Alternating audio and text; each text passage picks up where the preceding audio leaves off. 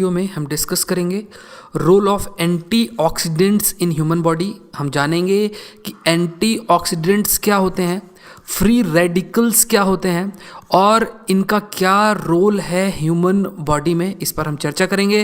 पहले प्रश्न देखते हैं कि क्या पॉसिबल जो क्वेश्चन है वो बन सकता है इस लेक्चर से। क्वेश्चन है, which of the following is our primary source of antioxidants in human diet.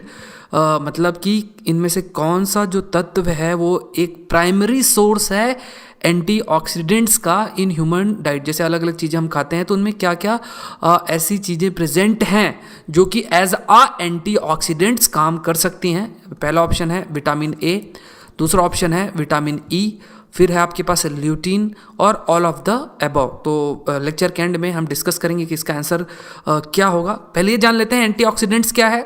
यहाँ पे अगर नाम देखें एंटीऑक्सीडेंट्स, इसका मतलब ऐसे सब्सटेंस जो ऑक्सीडेशन को न्यूट्रलाइज करते हैं उसे हम कह सकते हैं एंटीऑक्सीडेंट्स। जब हम ऑक्सीडेशन की बात करते हैं तो इसका क्या मतलब हुआ कि आपके पास एटम है, ये जैसे एटम हो गया, एटम के न्यूक्लियस में आपके पास प्रोटॉन न्यूट्रॉन प्रेजेंट है और आउटर शेल में जो प्रेजेंट है उन्हें हम कहते हैं इलेक्ट्रॉन। तो ये जब इलेक्ट्रॉन डोनेट कर दिया जाता है तो इस प्रोसेस को भी हम क्या कह सकते हैं, ऑक्सीडेशन। तो इसका क्या मतलब है, जब हम वर्ड यूज कर रहे हैं एंटीऑक्सीडेंट्स, इसका सिंपल सा ये मतलब हुआ कि इस प्रोसेस को कि जो इलेक्ट्रॉन डोनेट कर दिया गया है एटम के द्वारा उसको फिर से इलेक्ट्रॉन दे दिया जाए, या फिर जैसे एक कोई पेयर है, जैसे इलेक्ट्रॉन के जो पेयर्स होते हैं उनमें से अगर एक इलेक्ट्रॉन डोनेट कर दिया गया तो प्रोसेस क्या हो गया, ऑक्सीडेशन।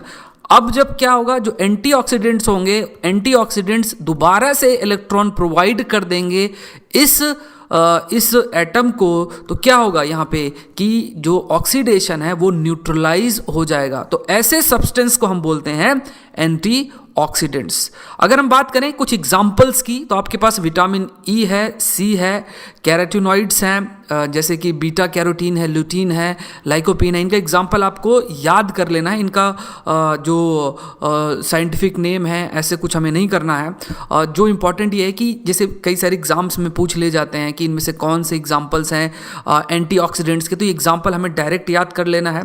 तो आपके पास ई है, सी है, कैरोटीनॉइड्स के एग्जाम्पल अगर बीटा कैरोटीन, ल्यूटीन, लाइकोपीन है। अदर एग्जाम्पल्स हैं एंटीऑक्सीडेंट्स के, जैसे सेलेनियम है, विटामिन ए है। जो फूड है जिसमें हाई विटामिन ई होता है, और विटामिन ई भी एंटीऑक्सीडेंट्स ही है, जैसे नट्स है, सीड्स है, वेजिटेबल्स है, फिश है, ऑयल है, फिश ऑयल है, और जो ग्रेन्स है वो भी सोर्स होते हैं विटामिन ई के। अगर हम कुछ एग्जाम्पल्स देखें एंटीऑक्सीडेंट्स जो प्रोवाइड करते हैं, कैरेट्स हैं, इसमें जो एंटीऑक्सीडेंट प्रेजेंट है बीटा कैरोटीन है। गार्लिक, अदरक जो है, एलिसिन प्रेजेंट है उसमें एंटीऑक्सीडेंट। लेमन में हेस्पेरिडीन है, टोमेटोज़ में, टमाटर में जो है लिकोपीन प्रेजेंट होता है। वॉलनट्स में टोकोफेरॉल्स है, जो अखरोट है उसमें टोकोफेरॉल है। ब्लैक ग्रेप्स जो काले अंगूर है उसमें रेस्वेरेट्रॉल है। फिर ब्रोकली है, जो हरी कैबेज हम कह सकते हैं, जो गोभी है, हरी गोभी है, उसे ब्रोकली कहते हैं, तो आपके पास ग्लूटाथियोन है। फिर आपके पास एप्पल सेब में जो है क्यूरेसिटीन है। टर्मरिक जो हल्दी है उस पर कुरकुमीन है। फिर ओनियंस, प्याज में आपके पास क्यूरेसिटीन है। फिर ग्रीन टी है उसमें कैथेसिन है। फिर पेपर्स में आपके पास कैप्सनथीन है। तो ये कुछ ऐसे एग्जाम्पल्स। अब यहाँ पे एंटीऑक्सीडेंट्स के नाम याद नहीं करने, इतना पॉसिबल नहीं है, लेकिन जो सोर्सेस हैं वो हमें पता होना चाहिए। कैरेट है, गार्लिक है, लेमन है, तो ये कुछ एग्जांपल्स हमें पता होना चाहिए। और दूसरा ये है कि जो एंटीऑक्सीडेंट्स का क्या फंक्शन होता है, हम वर्किंग आगे डिस्कस करेंगे कि एंटीऑक्सीडेंट्स कैसे वर्क करते हैं। तो इसकी वर्किंग को समझने के लिए जो इंपॉर्टेंट पॉइंट्स हमें देखना है वो क्या है कि यूनिवर्स में हर एक मैटर किससे बना होता है, एटम से बना होता है। और ये जो एटम्स होते हैं इनमें प्रोटॉन्स है, आपके पास न्यूट्रॉन है। जैसे इस पिक्चर में देखिए ये एटम है, तो इसमें आपके पास ये जैसे न्यूक्लियस है तो आपके पास प्रोटॉन है, न्यूट्रॉन है, और जो आउटर सेल होते हैं यहाँ पे प्रेजेंट होता है इलेक्ट्रॉन, जो कि रिवॉल्व करते हैं अराउंड द कोर। जैसे ये कोर हो गया, इसके अराउंड ये इलेक्ट्रॉन रिवॉल्व करते हैं। अब ये जो एटम्स हैं, ये एटम्स मिलकर क्या बनाएंगे, मॉलिक्यूल्स। और ये मॉलिक्यूल्स मिलकर और दूसरे बड़े मॉलिक्यूल्स भी बनाएंगे। जैसे अगर ह्यूमन बॉडी की बात करें तो ह्यूमन बॉडी में भी प्रोटीन प्रेजेंट है। दूसरी अगर बात करें तो आपके पास डीएनए है। तो ये किससे बने होते हैं? ये मॉलिक्यूल से बने होते हैं। और मॉलिक्यूल्स किससे बने होते हैं? एटम से बने होते हैं। इसका मतलब प्रोटीन या डीएनए किससे बने होंगे? कई सारे जो एटम्स मिलकर प्रोटीन या डीएनए बनाएंगे। तो ह्यूमन बॉडी में भी कई सारे एटम्स प्रेजेंट है। तो ह्यूमन बॉडी के जो बड़े मैक्रो मॉलिक्यूल्स हैं वो भी किसके बने हुए हैं? एटम्स के। सो अगर एटॉमिक लेवल पे, मतलब एटम के लेवल पे अगर कोई परिवर्तन आ रहा है, जैसे ये जो इलेक्ट्रॉन है ये मतलब ये डोनेट कर दिया जाता है, तो ऐसी सिचुएशन में अगर एटम्स में परिवर्तन आएगा तो ये जो लिविंग सिस्टम के बड़े मॉलिक्यूल्स हैं, बड़े मैक्रो मॉलिक्यूल्स हैं, प्रोटीन या डीएनए, तो ये भी इससे इम्पैक्ट हो सकते हैं।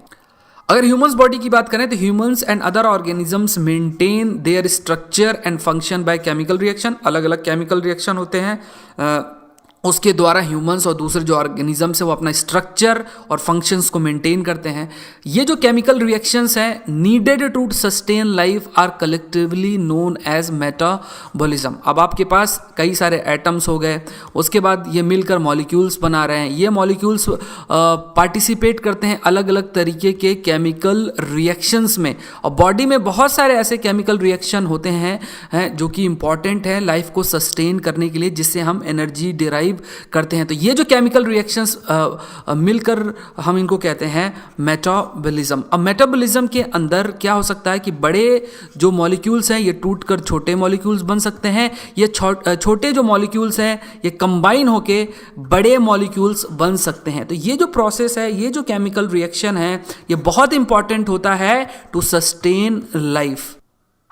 अब जो बहुत ध्यान देने वाली बात है वो ये है कि अगर मॉलिक्यूल्स को स्टेबल रहना है तो उनके पास राइट अमाउंट ऑफ इलेक्ट्रॉन्स होने चाहिए, और अगर मॉलिक्यूल्स लॉस करते हैं इलेक्ट्रॉन जब उन्हें नहीं करना चाहिए, उस समय हम कह सकते हैं कि वो कन्वर्ट हो जाते हैं फ्री रेडिकल्स में। फ्री रेडिकल, तो ये ध्यान रखना कि फ्री रेडिकल क्या है कि जो मॉलिक्यूल्स हैं, मॉलिक्यूल्स में एटम प्रेजेंट है और वो जो एटम है वो इलेक्ट्रॉन लॉस कर रहे हैं जब उन्हें लॉस नहीं करना चाहिए, मतलब उनका ऑक्सीडेशन हो रहा है। और जब इनका ऑक्सीडेशन हुआ तो ये किस में कन्वर्ट हो रहे हैं? फ्री रेडिकल्स में। अब ये जो फ्री रेडिकल्स होते हैं ये अनस्टेबल होते हैं और इलेक्ट्रिकली चार्ज्ड मॉलिक्यूल्स होते हैं इन द सेल्स, और ये रिएक्ट करते हैं जैसे मॉलिक्यूल से डीएनए है उससे रिएक्ट करेंगे।